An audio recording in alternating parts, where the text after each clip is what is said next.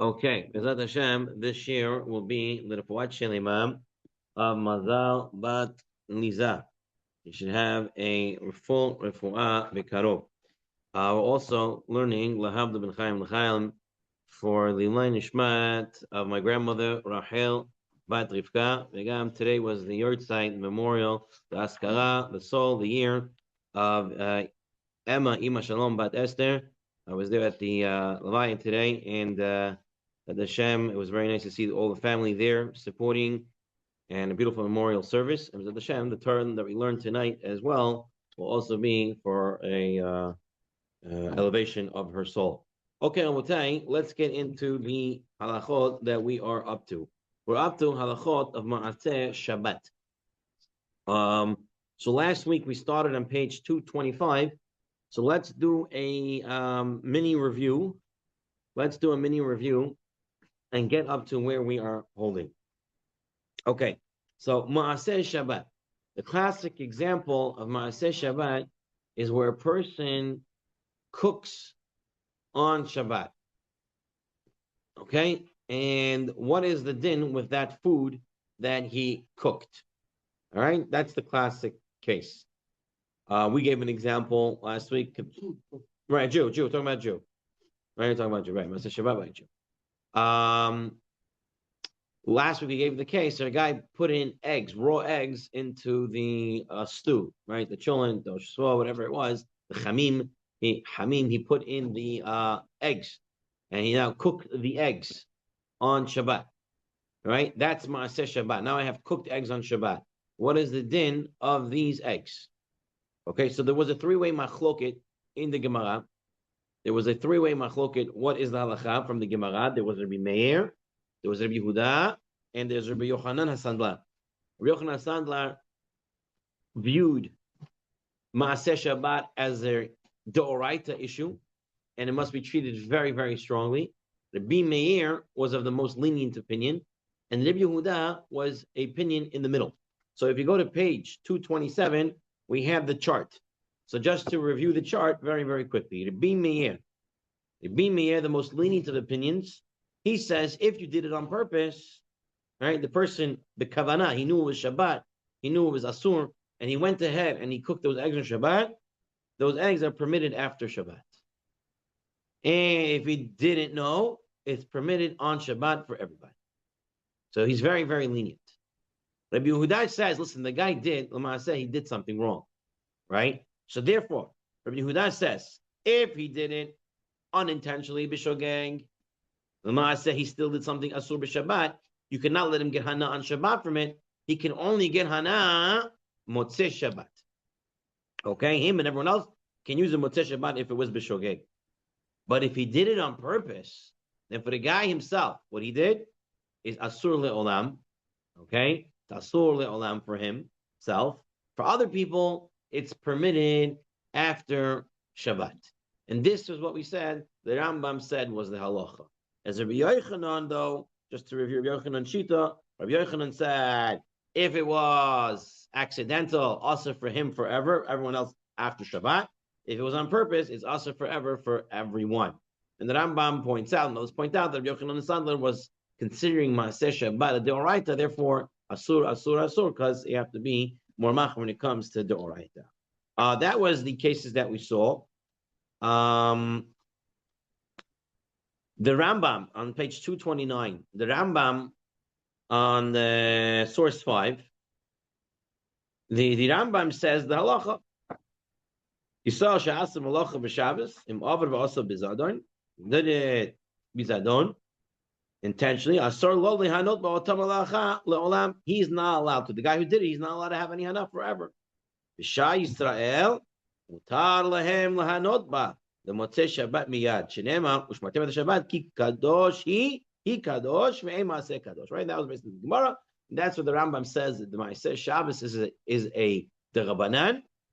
And now he gives you the halacha. Ketzad Yisrael shebishal b'Shabbos b'mezin lemor to Shabbat yochal la'achedim avol loy loy yochal olamit, but he cannot eat it forever. Bishal b'shgaga, if he did it b'shgaga by mistake, lemor to Shabbat yachel benhu ben achedim miyad v'chein kol kayotze b'zeh. So says that Rambam, the halacha is like Rabbi Yehuda. Okay, so get it clear. The guy did a malacha and it resulted in a Maaseh Shabbat. Halacha is like the Rambam, like Rabbi Yehuda. The Rif, the Rambam, Shulchan Aruch all say the same way. That what? If it was unintentional after Shabbat, Motzei Shabbat, everybody, including the guy. If it was intentional, the guy himself cannot use it forever. Everyone else can have it after Shabbat. So Rabbi Yehuda is Motzei Shabbat for every case, except on purpose by the guy himself. Then it is Asur Le'olam. That's Rabbi Yehuda. Okay, and that's the halacha, the Rif, the Rambam, and you take a look in source 8. That's what the Shulchan Aruch says on page 230. Mavashil b'Shabbos, or she'asa achas mishar melachos. The Mazid asur loy la'olam, v'lacherim mutar l'Shabbos miyad, v'shoigig asur v'yom gam la'acherim, v'la'erev mutar gam loy miyad. Okay, so Shulchan Aruch, like the Rambam and the Rif, like Rabbi Yehuda. Where is the monkey wrench here? It is the Gemara in Masechet Chulin and Tosefot there, and they both say that the halacha really is like Rabbi Meir, and the reason why sometimes, and even Rav when he would teach, the Gemara says when he would teach to his students, he taught halacha like Rabbi Meir. When he went out in public, he taught halacha is like Rabbi Yehuda. Why? Because he was worried about the Amei Aretz, the people who are not learned. If they're going to hear, if a guy did it by accident, you can use it on Shabbat, they might have a lot of accidents all of a sudden, right? Everything is done by accident, and everything can be enjoyed on Shabbat, because that's what Meir said. Shogeg is permitted immediately on Shabbat. So therefore, he would tell the halacha in public, Gemara Rabbi Yehuda. Says the Biur Gra in source 9, the girl says, that was true when there were a lot of Amei Aretz. Today, we're learning the halacha, and as you see in the end, source 9, the bolded part, the Anan Chashiva B'nai Torah. Says the Gra, says the Vilna Gaon, we are B'nai Torah, right? We're not Amei Aretz. And we said maybe in Vilna, and he says we're B'nai Torah, and therefore we can hold like Rabbi Meir. And the Mishnah Berurah says that you should know the halacha be'emes should be paskin like Rabbi Yehuda. But be'emet ikar, it is like the Gra. It is like the Gemara in Chulin, Toshis and Chulin, that what? It's like Rabbi Meir. And he says, Uva makom hatzorech yesh lishmo chazeh b'bishul b'shogeg. In a place that's tzorech, you have no other food to eat, and the guy cooked it on Shabbat accidentally. He forgot it was Shabbat. He forgot it's also to cook, or whatever it was, right? And so as a shogeg, Rabbi Meir says you're allowed to use it on Shabbat. If a makom tzorech, I have nothing else to eat, I would be able to eat it according to the Mishnah Berurah. The Yalkut Yosef, so Chamavaji and sons, they say no such thing doing. The Shulchan Aruch didn't bring any other opinion. The Shulchan Aruch only brought the Rambam's opinion. So therefore, for Sefaradim, the halacha is like the Rambam, is like Shulchan Aruch, is like Rabbi Yehuda.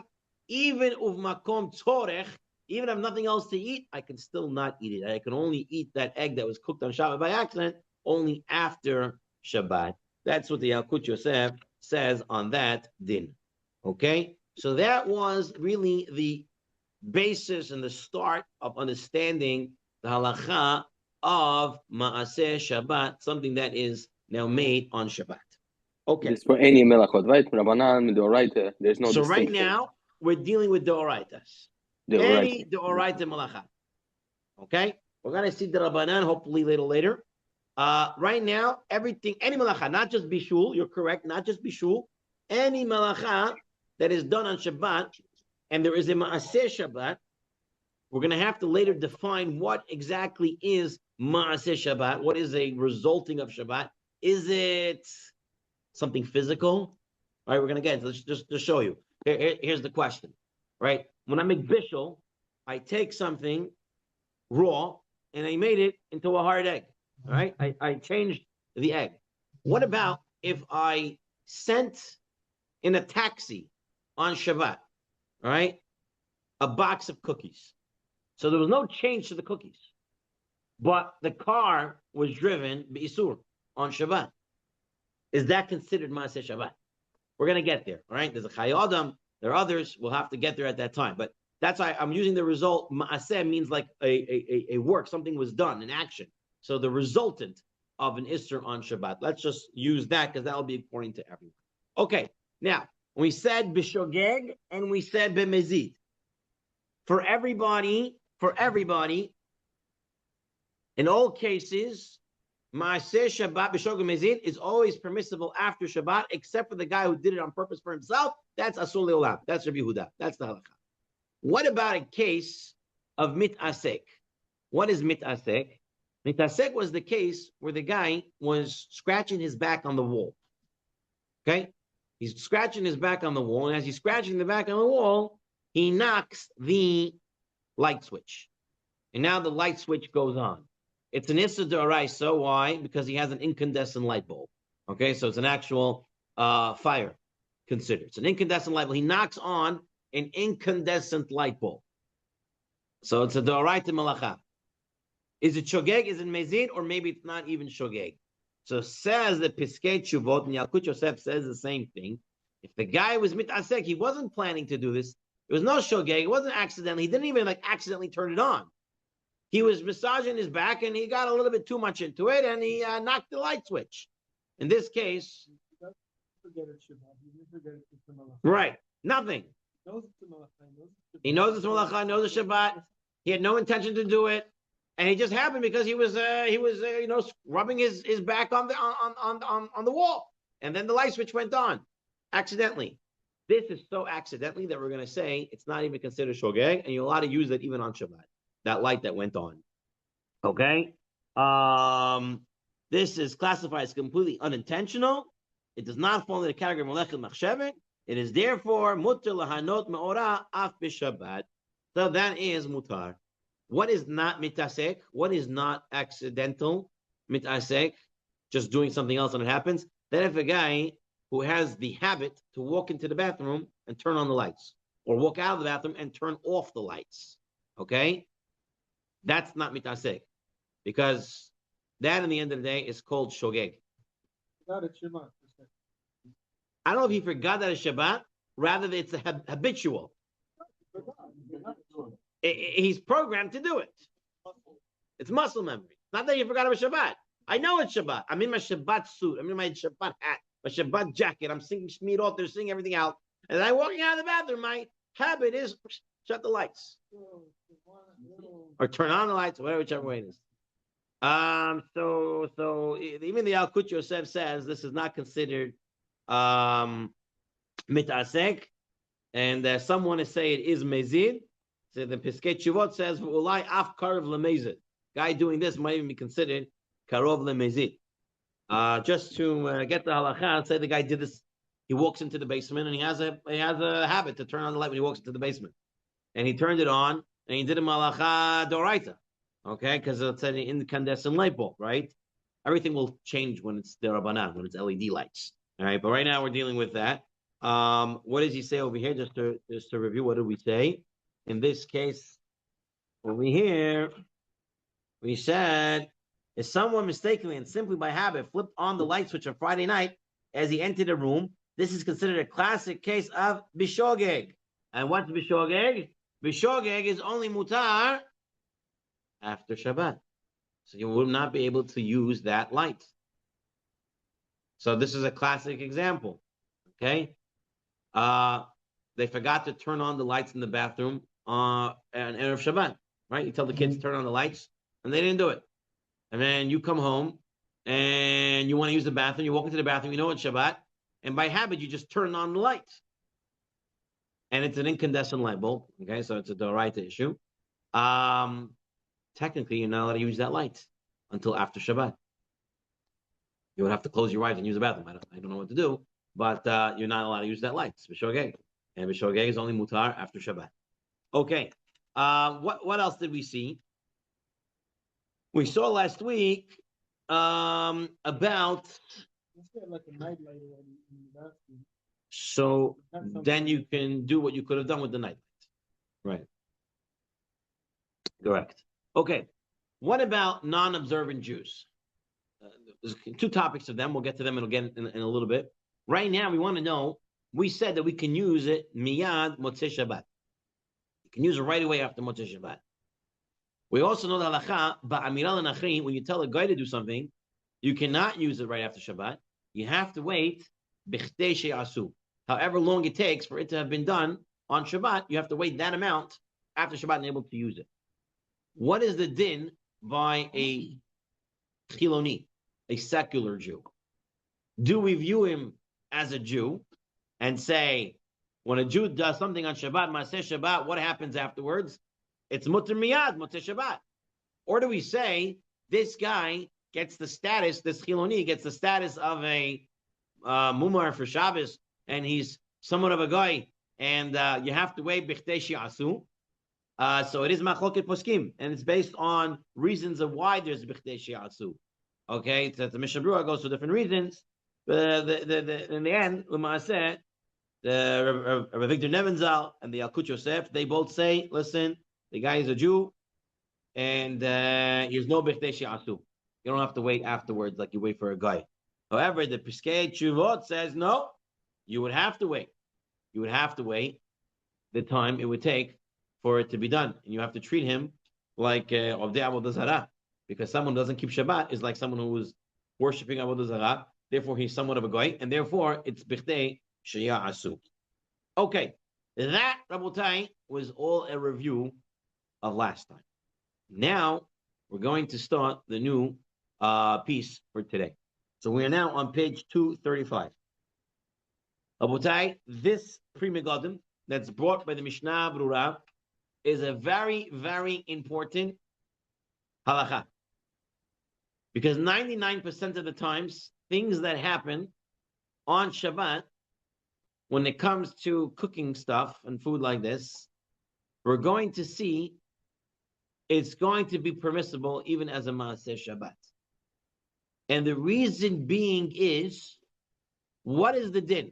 Maaseh Shabbat, what is the Isur? Is it the Oraita or the Rabbanan? It was a machloket. Rabbi Yochanan Sandler versus Rabbi Yehuda and Rabbi Meir. We passing like Rabbi Yehuda.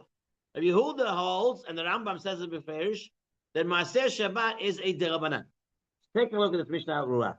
Mishnah Berurah says as follows. Source number 18. This is a very, very important section. This is you're going to be able to answer a lot of questions through this. Let's go. B'chol sheyesh safek. If there's ever a safek, there's an argument. Plugatah. Bazeh. Ihavi b'chal bishul olav. Right? Is this bishul or not? Is a machloket poskim. There is a posek, there's a rishon, somewhere that says this is mutar. We don't hold like that. Shulchan Aruch says no. Right? Don't do it. But there is a posek somewhere that says that you can do it. They're a legit posek, a legit rishon that says you can do it. Then what happens? Or b'sham melachot, ki hay gavna, or any other malacha, not just bishul. And le'isur b'di avad. It does not become asur b'di avad. Don't do it. You're not allowed to do it. But if you did it, afterwards, it's mutar to eat that food. Okay? The kol ha'isur hazeh, this whole Maaseh Shabbat, hurak midirabanan, shikanesu. This is a kanas that the rabbis, a penalty the rabbis put into place. V'sveika derabanan lekula. And when you have a safek by the rabbis, in doubt by the rabbis, safek derabanan, it's lekula. What is an example of this? Here is a prime example, Rabotai. Warming up cooked liquid that's now cold. Rov poskim say you can't do it. If I cook a soup, right? And now I put the soup in the fridge. The fridge is cold. I take out the soup and I want to warm it up. I cannot do it. Because Shulchan Aruch says you can't warm up cold liquid. You can warm up cold solid foods. You can't warm up cold liquids. The guy went ahead and put it anyway. And he warmed it up. You can eat that soup now or not? Based on what we just said. Yes. Yes. Why are you allowed to eat that soup? Because the Timanim, who hold like the Rambam, they say, the Rambam says what? You could warm up cooked liquids. So if you can warm up cooked liquids according to the Rambam, you have a Rishon that says it's mutar to do this, then guess what? If it was done on Shabbat, you're allowed to use it on Shabbat. Maaseh Shabbat ba'asafek Rabbanan, right? Where they argue in this case, even though the halacha is not like them, but once it's done bidi avad, it's mutar to eat that food. Yes. You're not allowed to put the soup to warm up. But if someone put the soup to warm up, you can eat that on Shabbat. Because there's no cooking by water, according to the Rambam. Once it's already cooked, you can't cook it again. So if you cooked it, it's not considered cooked, and you're allowed to have it. Temanim hold like this, they hold like that. We don't. We said we can't do it, and we're not supposed to do it. But if we did it, yeah. Because it's Safek de Rabbanan. This is all the Kinas de Rabbanan. And there's no, we're not going to say Safek de Rabbanan Kula, so therefore we allow it. That's what the Pri Megadim says. This is a very important halacha because a lot of cases you're going to see that's going to become mutar now because of this Safek de Rabbanan, the Kula. You should tell him before he puts it, he can't do it. But if you already put it and now you're serving it, you can go ahead and eat it. So if someone has, sometimes people get a little more religious, so they come back home to the parents who are not so religious, and the parents don't know. The parents think they can put the soup back on the blech. You don't have to say anything, really. They have a posek, the Rambam, you're shown that says a mutar, and technically you're allowed to eat that food. You can teach them later that they shouldn't do it, but if they did it, you don't have to make a scene on Shabbat, and a person can definitely go ahead and eat it. That's la halakha Maaseh. That's what it is. Here's another case. So we'll tell you. But is it also like a similar case read in Rabbi Nachson? It says don't cut up salads, like slices salads before the meal. But if you did it 2 hours before, bediavad, you could eat it still. So we're going to get there in a moment. We're going to get there in a moment. Yes. Let's take a look at it one step at a time.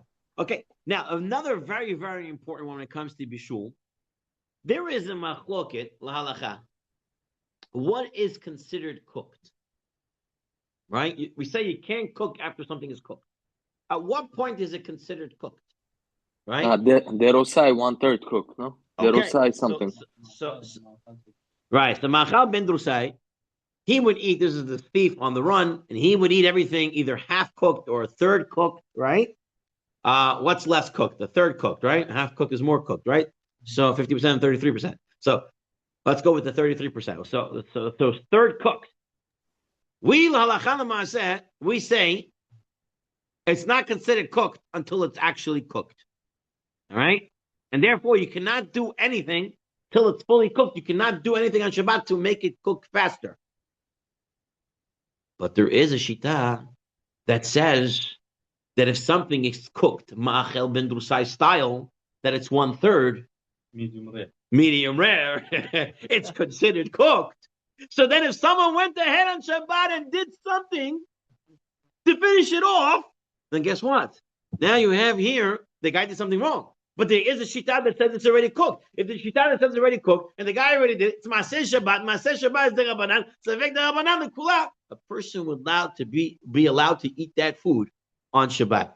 I'm going to read from the Yalkut Yosef outside here right now, outside the Tzurba for a moment, where he says this, that the person can eat this. Here we are, 282. Here we are. Okay.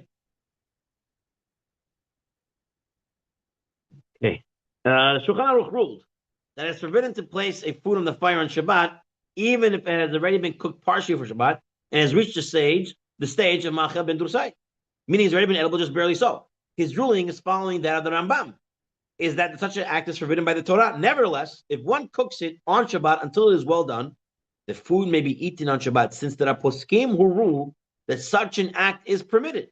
The leniency applies even if the food has only been 1/3. Right? You have machloket. What's Ma'achel ben Drusai? A half or a third? For this, we say even if it's a third, only was a third cooked, right, before Shabbat, and now he cooks it up faster. The rest of it, be mutar to eat it on Shabbat.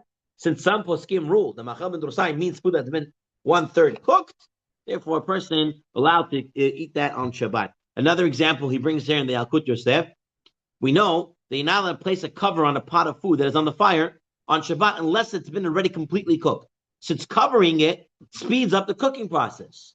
But what happens if the food already was Ma'achel ben Drusai, and now someone went and put the cover over it? You're not allowed to do it, but he put it, right? Since it's Ma'achel ben Drusai food, and according to some poskim, that's considered cooked, you're allowed to go ahead and eat that food because it was Ma'achel ben Drusai cooked already. Same thing with stirring the pot. You're not allowed to stir the pot, right, until it's fully cooked. Even then, you might not be able to stir. We went through that already. But here we go. It was Ma'achel ben Drusai style already. It was already considered cooked according to those poskim who say it's already cooked. And they went ahead and stirred it. You're allowed to eat that food. Eat that food on Shabbat. Once the food's been removed. Okay, fine. We saw that.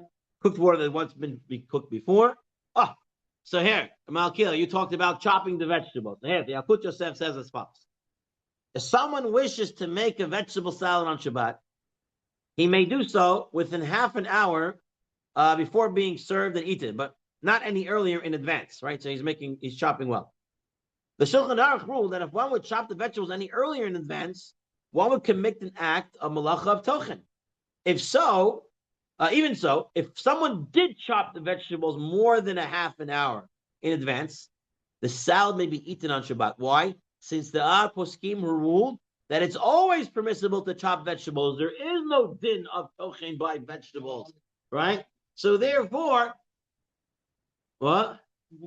Yeah, there are some poskim we saw who said no such thing of tochen by vegetables. We don't hold that way. We say there is. They're perfectly a half hour beforehand, right? But someone went ahead and did it hours in advance. Well, guess what? There are some poskim who say that's permissible. And since there is a machloket in this matter, therefore, if it was done, b'di'avad, you were allowed to eat that on Shabbat. It's not a problem. Rule that it's always permissible to chop vegetables. Okay, so then it'll be mutar. Okay, so mutar, there's a lot of examples of this. And here's another one. If someone discovers on Shabbat that a pot of food on the stove has dried up and is becoming burnt, you're not allowed to add boiling water to the pot. If someone did so, however, the food may be eaten since there are poskim who permit one to add boiling water. Since there's a machloket here, some poskim say it was okay, even though halacha we say not to do it. If it's done, you're allowed to eat it. In fact, even if one added cold water that was cooked previously, right, it may still be eaten on Shabbat. This applies even if one did this b'mezid. So the guy you have cooked water that cooled down, okay, and then my food, my oshua is burning. I'm not allowed to put water in it, not hot, not cold, right? But I went ahead and I put it, either hot water or water that already cooled down on Shabbat. Yeah, I'm not allowed to do that, but he did it. Since our poskim would say it's permissible, that food remains permissible. So you don't have to say, I should eat that. Still eat it. So you just came out, Abotai, with a very, very important din. Because in a lot of cases, this will be 99% of the time, questions in Bishul, it was already Machal Ben Dursai, right? It was already cooked water. All these things would allow for, things to still be permissible and to be eaten on Shabbat. In the Tzurba Mirabanan, he now talks for Ashkenazim. Okay? Listen to this. We say, as Sephardim, we say that Ein Bishul Acher Bishul, there's no Bishul Acher Bishul, also applies to baked and steamed and any form of cooked food. Okay? Ashkenazim, they're more machmir. They say you can only warm up actual cooked things. If something was baked, it's not necessarily considered cooked. And if something is steamed, it's not actually considered cooked. It has to be the same way. Okay? The same way it was cooked, the same way it's warmed up. That's the only way you can warm it up again. What happened if someone went ahead by Ashkenazim and warmed it up a different way? Right? We Sephardim are allowed to do that. Right? That's why you're allowed to warm up your manti. What's manti? Manti is steamed. It's not cooked. It's steamed. Right? So it's steamed dumplings. It's steamed dumplings. Right? So it's not, and now you're warming it up on a fire differently. Right? So according to Ashkenazim, you might not be able to warm that up. The manti. Right? The steamed dumplings. But we Sephardim say it's okay. So by the Ashkenazim, if they did it now, Maaseh Shabbat, by a machloket, can it be done, can it not be done? And therefore, it will be mutar for them as well.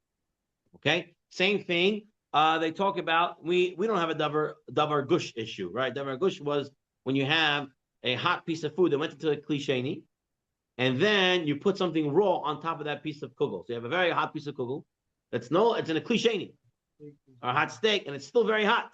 Now, we don't have this issue. We don't have this davar gush issue. We don't say it's a problem. Ashkenazim say it is. You're not allowed to put something raw on top of that hot piece of meat or that hot piece of kugel, even though it's in a klisheni. Why? Because it's still so hot, it can still burn. That's why the Ashkenazim, they say they have to have mechitzot. They have to have mechitzas, separations on their plate. The hot food here and the cold food on this side, right? Because otherwise it's cooking it up. But we say it's not a problem. So therefore, if Ashkenazim, it happened by them, now they can also eat that because there is a shita that says it is permissible. Okay? So very, very important thing of Maaseh Shabbat, if there is a legit machloket, poskim, rishonim, achronim, about this case, it would be permissible b'di'avad because it's a fake the Rabbanan, the Kula, Maaseh Shabbat, is the Knas the Rabbanan. All right. Lechatchila, avoid it. Of course, avoid it. You have to tell them not to do it. But if it was done, you can have it. Not a problem. No, lechatchila, to eat it, I mean. Better not to eat it. Better to put it away, throw it up. There's no reason to stay away from the food once it's been done. So to eat it lechatchila, it's okay. After. Yeah. After it's done. Okay. Yeah. After it was done, you can eat it. Not an issue. Not an issue. Shouldn't be done, but if it was done, it can be eaten. Okay. Fine. Now, we're going to talk a little bit about the status of the pots. Okay. What are we talking about? We said that the guy who did it on purpose on Shabbat, he cooked food on purpose on Shabbat. He knew it was Shabbat, he knew it was Isur to cook, and he cooked it anyway. According to Yehuda, that food is Asur le'olam. So what type of food is that now? To him? Isur. If I cook Isur in my pot, what do I have to do to my pot afterwards? I have to do Hagalah. I have to do Hagalah. If I cook Isur in my pot, I mean, I'm not allowed to eat. I cook it in my pot. I have to make Hagalah in the pot now. So, I hear what you're saying. It's Knash, right? But there is a Rashba. The Magen Avraham brings down a Rashba. Asur le'olam. Then the food becomes asur to this person for forever. Mashma b'Rashba. The hakidera asura gamkein. That the pot is also asur because everything is kosher. Right? You can compare this to the case of Bishul, somewhat to the case, not completely comparable, but in Bishul Akum, right? If a guy cooks with everything kosher in your pots, you still need to do Hagalah on the pot, even though all the items are kosher, because the food now is asur. No, so if according to Ashita, it's not Isser, then it's not a problem. Yeah, why not? Good, the Ramah says so. What do we want to do? The Ramah is not just the Ramah; he comes from somewhere else also. Now, it was the Agur, Anyway, so the Rashba says, since this food becomes asur, it's considered Isser Dika food, and now the pot is asur, and you have to do Hagalah on the pot. That's the Rashba. Okay?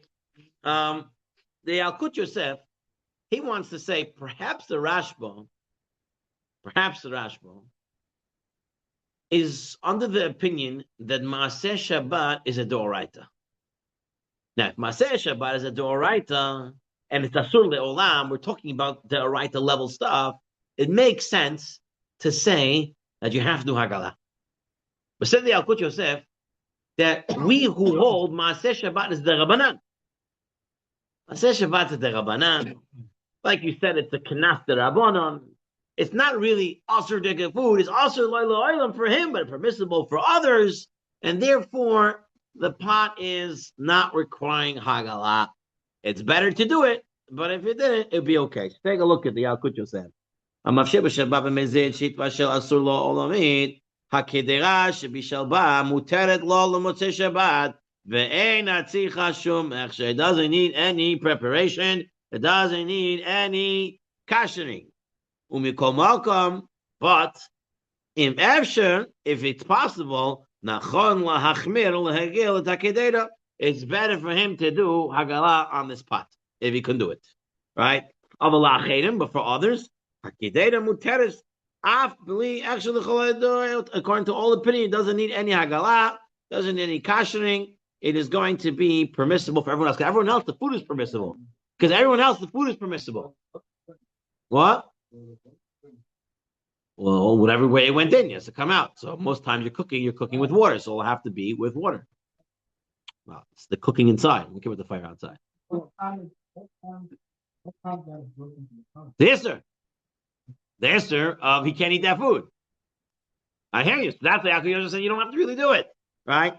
So says the Yalkut Yosef. This is a practical application. Let's say someone Chas V'Shalom has parents who Michal Shabbos, so he has relatives who Michal Shabbos, and you know they cook on Shabbos. However, they keep kashrut. You know that they keep kashrut. They don't bring non-kosher things into the house. They make sure everything has an OU, everything has a star K, everything has a kosher symbol. That you know. But you know, they don't care about Shabbat. They cook on Shabbat. Mutar lo le'echol etzlam beimei hachol. You're allowed to eat by them during the week. Because you know they keep kosher. Even though they cook in their pots on Shabbat, even though they use it, it's still permissible. So it comes out the Yalkut Yosef, it is better to do Hagala on these things, but if not, it's okay. For others, it's always okay, because it's a problem for that guy. Asur lo le'olam. It's also for him for forever. For everyone else, it's mutar, but Motzei Shabbat food, so the pot is mutar for them.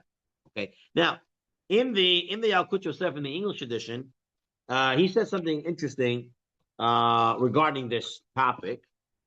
He says it's better also. He says it's better if he can ever, he should purge it to satisfy the opinion of those poskim and rule it's necessary. And then if it's an earthenware pot, okay, an earthenware pot, klicheres, can you kosher it through Hagala? No, you can't. It can't work, right? Earthenware pot, then in other cases it cannot be purged at all. When it comes to Maaseh Shabbat, he can purge it by immersing it 3 times into boiling water. So since it's not really an isser, right? It's not really that much. So even though you really can't kosher klicheres, when it comes to Maaseh Shabbat with the Issers and Kanaz, you can take that out via a earthenware going 3 times into boiling water. There are some other cases where we say an earthen pot into hot water 3 times works. This is one of them in the din of Maaseh Shabbat. Okay? We saw this already last week, but let's take a look at it again. Source 22. Says the Mishnah Berurah, Umikol makom mutar lo lehanot midameh shel hamelacha. He's allowed to enjoy the proceeds of the melacha. Meaning, when the Chachamim said Maaseh Shabbat is asur, they talked about the actual Maaseh Shabbat, the actual resultant, the food that was cooked. Okay? That is what's asur. After Shabbat, if the guy goes ahead and sells that, he can sell it and take the money. He doesn't even have to take out the money that he the amount that he spent, the cost, the labor cost. He doesn't have to take that out. You can take the full money for that. So when it comes to factory and other stuff, we'll see. Talking about a simple case, the guy did it, whether on purpose or not, and it was a one-time basis or whatever. What? It did on purpose or not, he can sell it. Yeah. Here, I'll read it to you from the Yalkut Yosef. He says, although the Jew who cooked on Shabbat may mezid on purpose, but never eat that food, he may sell the food to others for its full price. And it's not necessary to deduct the cost of labor involved with cooking. The general rule is that a Jew may receive benefit from selling something produced through an act of Shabbat desecration. It's forbidden only to eat it or otherwise benefit directly from the melacha. The melacha benefiting from the actual result of melacha is asur, but to sell it and get the money for that, that's mutar. It's a little bit scary because some people will say, okay, big deal. I do something, Maaseh Shabbat, I'll sell it and I'll make money. It works, The guy did something Tzurba Shabbat, and right, and then hey, okay, big deal. I sold it, I made it, and I'm allowed to. I'm allowed to make. No, I'm allowed to make money off that, right? What I did is an isser, but my money is permissible. So people can get a warped thought on that. We're going to get into factories a little bit in a moment. Okay. One last piece over here, page 238.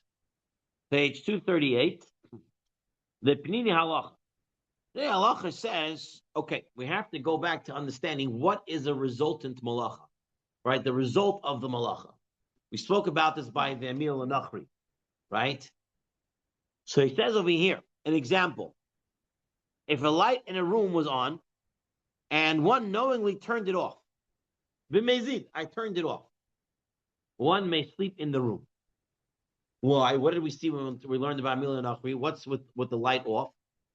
What part of the malacha is the light off? The malacha is when I turned off the light.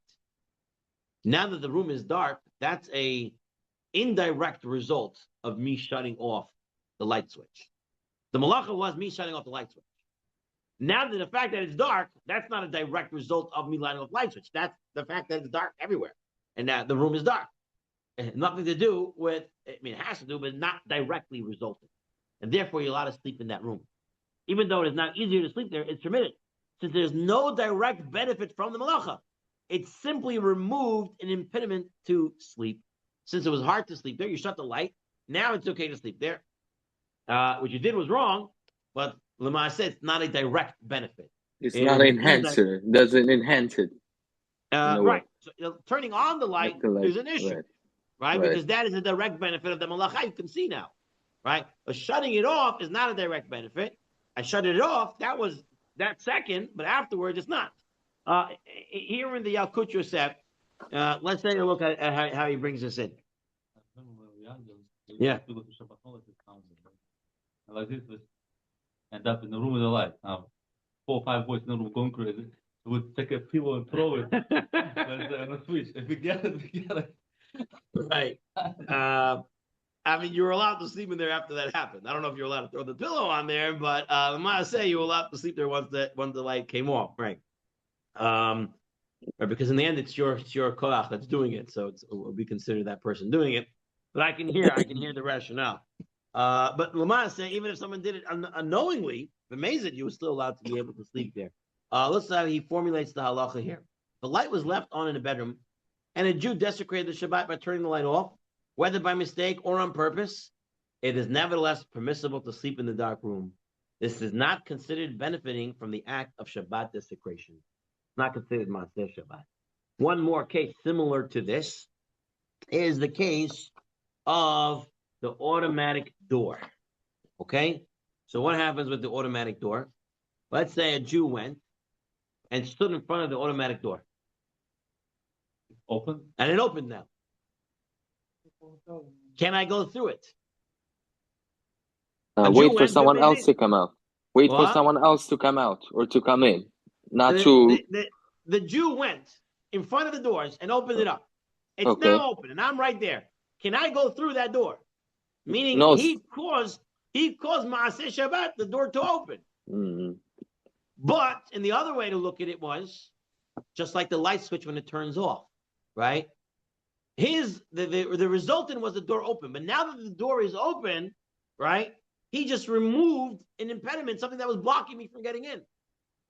So it's not really Maaseh Shabbat, not a direct benefit of his Maaseh Shabbat. So the halacha is as follows.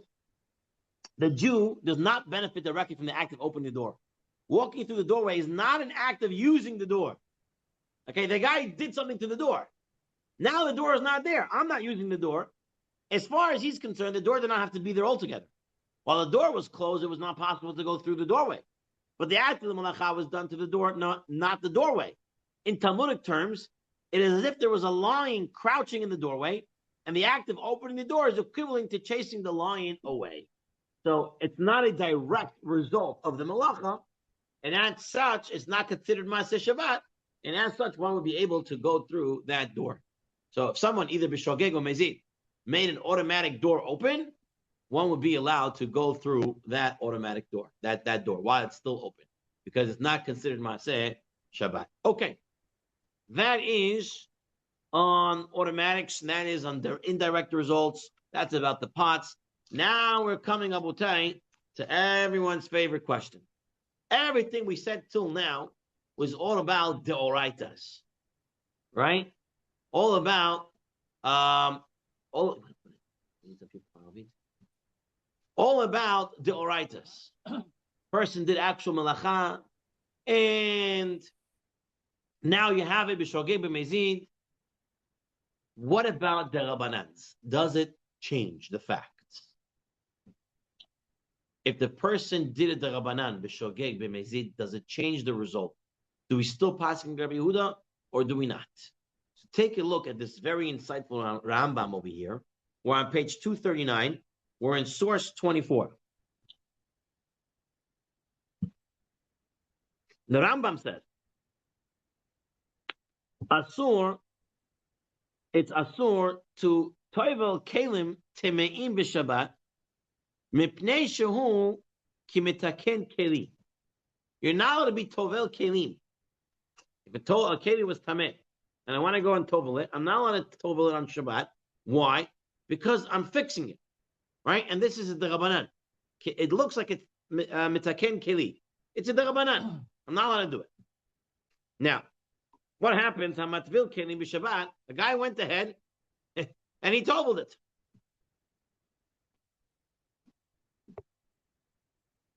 He toveled it on Shabbat. What's the halacha? He did it derabanan. Bishogeg. If he did it accidentally, ishtamish bahen. He can use it. He forgot it was Shabbat. He forgot as Asur to do it. That's accident. That's what it means b'shogeg. It means he didn't know it was Shabbat, or he forgot it was Asur, and he went ahead and he did it. That's accident. So he went ahead and he did it by accident. You're allowed to use it on Shabbat, says the Rambam. B'meziz, if he knew he's not allowed to do it and he did it, lo yishtamesh bahen ad l'motzei Shabbat. He's not allowed to use them till Motzei Shabbat. Who is this like? Who's this halacha like? Rabbi Meir. Rabbi Meir. What did Rabbi Meir say? Go back to the chart, Rabotai. Go back to the chart. If it's unintentional, says the Rambam, b'shogeg, the guy put in the pot into the mikvah unintentionally, he took it out. Says the Rambam, yishtamesh b'hem b'Shabbat. He can use it on Shabbat. It's permitted immediately. And if he did it unintentionally, if he did it intentionally on purpose, he knew it was Shabbat and he did it, he can use it Motzei Shabbat. That's Rabbi Meir. So it looks like, according to the Rambam, when it comes to the Rabbanans, the halacha is like Rabbi Meir.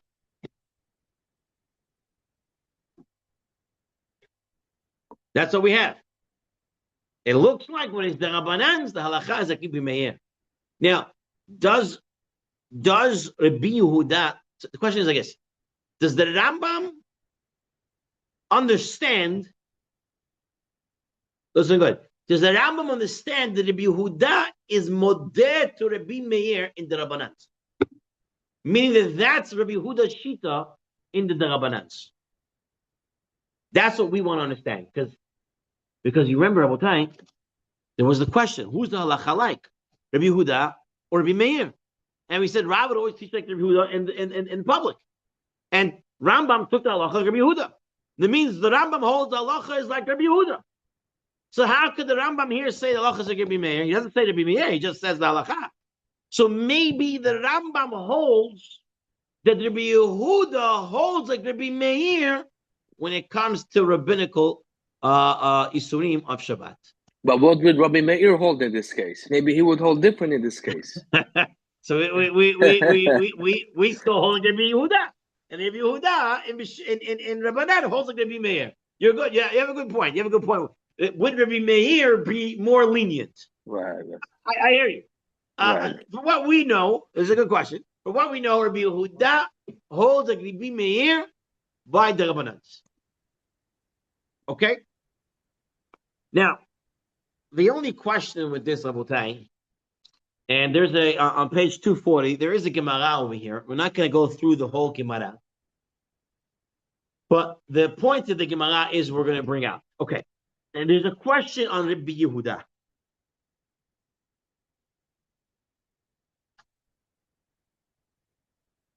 The question, now that we're saying Rabbi Yehuda is both shitot, meaning the Rabbanan, he holds like Rabbi Meir. And the Kanas is lowered. This Gemara that we have over here talks about a case where someone is mitameh someone's food. So he did hezek, he did damage that's not nicker, that's not recognizable. Damage that's not recognizable is a derabanan. Okay? Is a derabanan. So it's on a lower level. Rabbi Yehuda holds we still knas the guy. You still make him pay. Even though he did it, a derabanan, a damage that's not recognizable, he still has to pay. There's still a knas. So based on this, the Bir Halacha wants to know what changed by Maaseh Shabbat.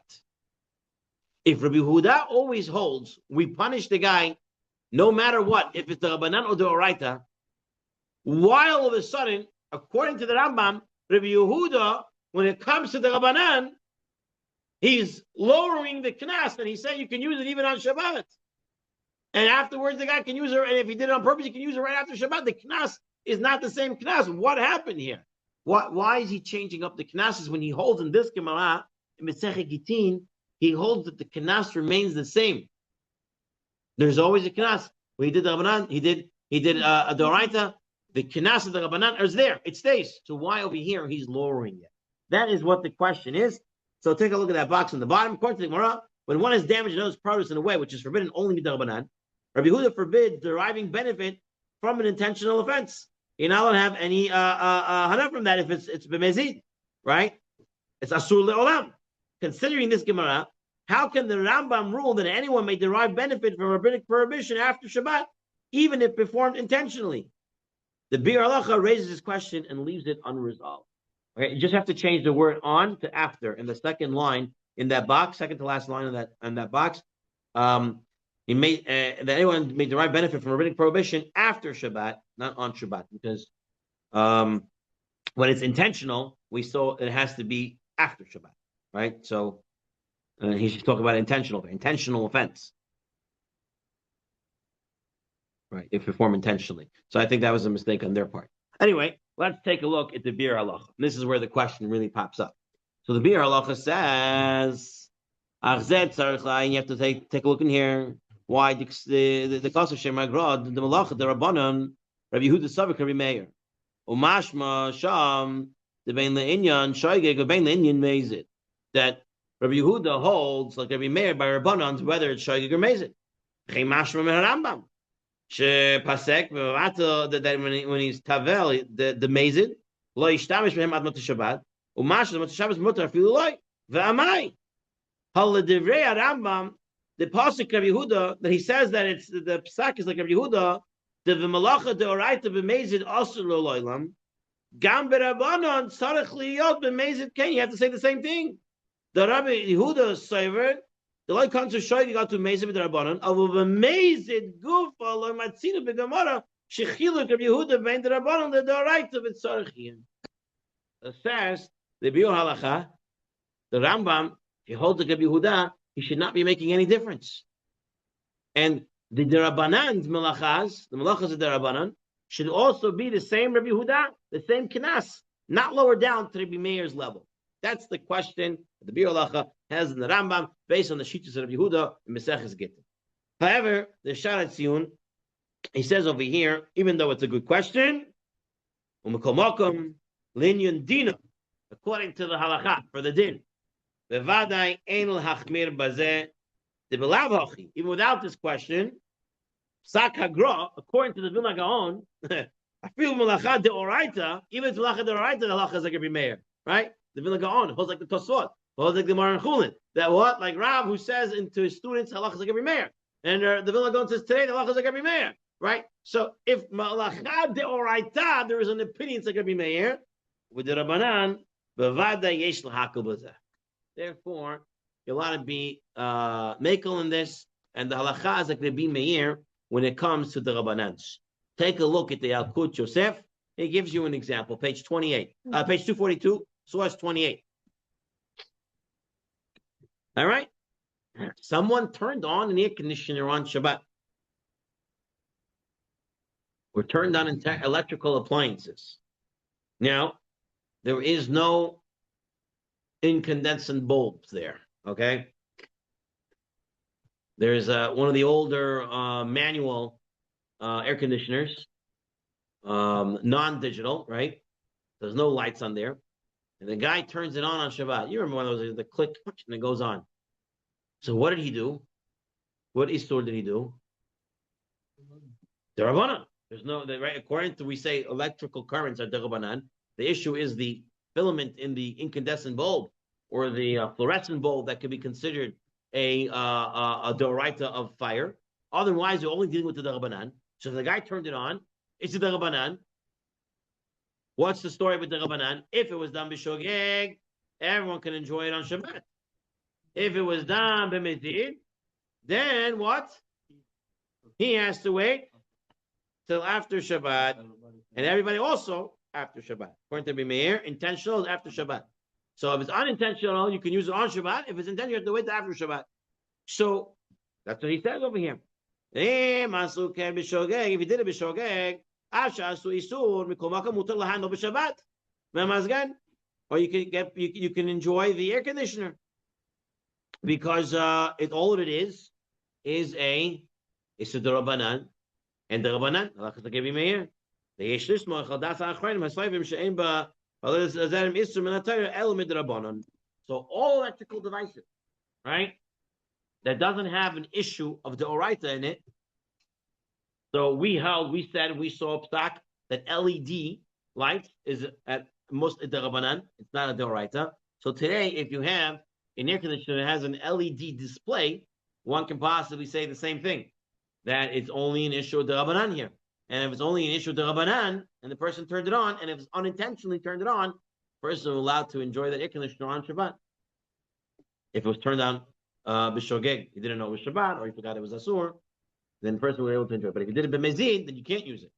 And you have to wait until after Shabbat. Now, in the Tzurba over here, in the last box, it does tell you that there are some derabanans that even if it was done, you would still not go like Rabbi Meir. And those are derabanans that are related with bishul. Hatmana, Hazara, Shiyah, all these, they're going to be treated more strictly and not going to be treated more, not treated more leniently. Now, just a quick review before we end, take a look at page 243. A beautiful chart. I would say keep this chart in your back pocket. So this way you would know what to do if you have cases of Maaseh Shabbat. Now, take a look, page 243. All right. You have unintentional, intentional, and mitasek, acting unaware. By malacha deoraita. Okay? If someone did it unintentionally, according to the Rambam and the Shulchan Aruch, he did it unintentionally, it's not going to be permissible until after Shabbat.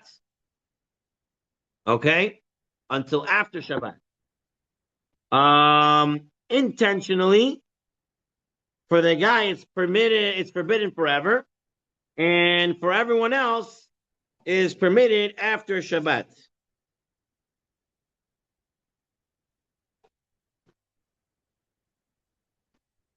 Here, I think he made a slight error in this chart. Unintentional, permitted for others, may others benefit, according to the Yehuda, like we paskin, would be permitted after Shabbat. So he should have wrote permitted after Shabbat. Now, according to the Tosefot, according to the Graph, according to Mishnah B'Ram in Mokum Tzarech, unintentional Malacha Doraita would be permitted even on Shabbat, even for that person. And if it was intentional, only permitted after Shabbat. Mitasek, in all these cases, were permitted always. Malacha de Rabbanan. Malacha de Rabbanan. Malacha de Rabbanan. B'shogeg. It is permitted for everyone right away. If it was b'mezin, permitted only after Shabbat. If there is no tangible benefit, meaning the Maaseh Shabbat doesn't have a resultant, it's the light that went off or the door that already opened, then it's permitted throughout. Pots. Do the pots have to be kashered? If it was shogeg, they're permitted. If it was intentional, then it becomes asur lo le'olam. So for him, according to the Rashba, it would have to be kashered. The Alka Joseph says you don't, but it's better if you do. What about the money from the proceeds of this Maaseh Shabbat? We saw that it's permitted. We're going to have to get into the factory hopefully next time. That's going to be asur.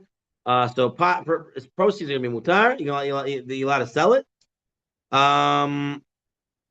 Anything that's a machloket. This was the big one, the Pri Megadim, right? Anything that's a machloket, like machal ben dursai, warming up cooked liquid. If it was done, it's going to be permissible. Okay? And malacha performed by a Jew who regularly desecrates Shabbat, We're going to have to get into that a little bit later, but for the status of Bichdei Shiasu, right, do we have to wait afterwards the time it takes for it to done? That's a machloka that we already did see. Yalkut Yosef and Rav Nebenzahl says you do not have to wait, right? And the Piskei Teshuvot says you got to treat this Chiloni as a Baal Avodah Zarah, and therefore you would have to wait. So a very beautiful chart. Just one correction to the chart on unintentional by Doraita, you'd have to make a line there. And for the top one, it would have to be permitted after Shabbat, and the bottom would be permitted right away. Okay, just so you have that. Listen, they do a great job, but sometimes even the best of jobs require a second edition. Okay, so this is the first edition that came out. There's always, if you take any sefer, any book, the first edition has mistakes. So don't go wild. But if you learn the sugya well enough, you'll realize where the mistakes are, and you'll be able to change one with the other. You can come to my house. I have many sfarim where I went through them, and I didn't look for the mistakes. But if you're learning the sugya, it doesn't make sense the way they wrote it. And if you look through, you see they made one. They put a wrong word this way or that way. And now when you learn halacha, one word difference can make a huge impact. But if you understand the sugya well enough, you'll be able to understand what additions have to be made, and you could always reach out to the editors as well. You said by unintentional, the top one is permitted by Rambam Shulchan Aruch. Permitted after Shabbat, right? That's what you were saying. 243, right? Page 243. Unintentional. Right. Unintentional, malacha deoraita. So, yeah, permitted after Shabbat. Because if you want, you can go back to the first chart that we had, 227. Rabbi Yehuda, right? Rabbi Yehuda said unintentional for the person after Shabbat, and for others also after Shabbat.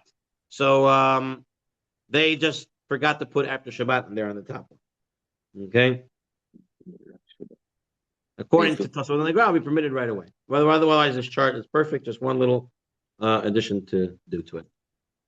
Guys, we'll end over here for today. There's a lot more to get involved. I actually prepared another 10 or 15 pages, but we'll stop here and have our week. Sure, thank you. Shabbat Tov, Avram. We miss you. Okay. God bless. God bless.